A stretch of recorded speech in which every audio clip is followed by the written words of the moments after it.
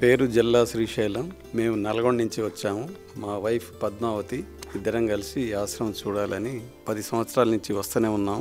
ఈ శంకర్ గారి కృషి, స్వయం కృషి అందరినీ, ఎవరైతే డిజేబుల్డ్ ఉంటారో, పిచ్చివాళ్ళలాగా ఉంటారో, రోడ్ల మీద పట్టుకొచ్చి వీళ్ళందరినీ కూడా సొంత మనుషుల్లాగా చూసుకొని వారందరినీ కూడా తీర్చిదిద్ది మరి అన్ని వసతులు వాళ్ళకి కల్పించి మంచిగా అయిన తర్వాత వారిని మళ్ళీ స్వస్థలాలకు పంపించడం అనేది చాలా గొప్ప విషయం. ఇటువంటి దైవ కార్యంలాగా ఎవ్వరు కూడా ఎక్కడ కూడా మేము వినలేదు. బహుశా నేను అనుకుంటా ఇండియాలో కూడా ఇటువంటి ఆశ్రమం, అమ్మ నాన్న అనాథాశ్రమం చౌటుప్పల్లాగా ఉండకపోవచ్చు.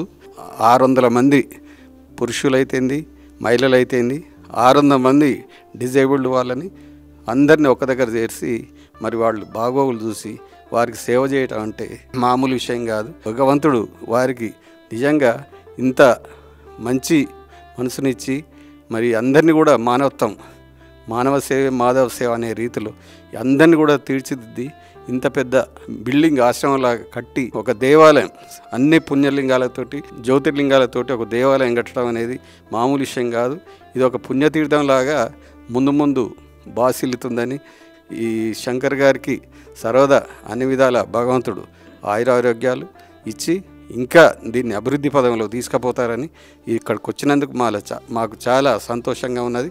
ఎల్లకాలం కూడా మేము ప్రతి సంవత్సరం ఇలానే వస్తూ మా వంతు సహకారంగా వారికి సహకరిస్తామని తెలియజేస్తూ ధన్యవాదాలు.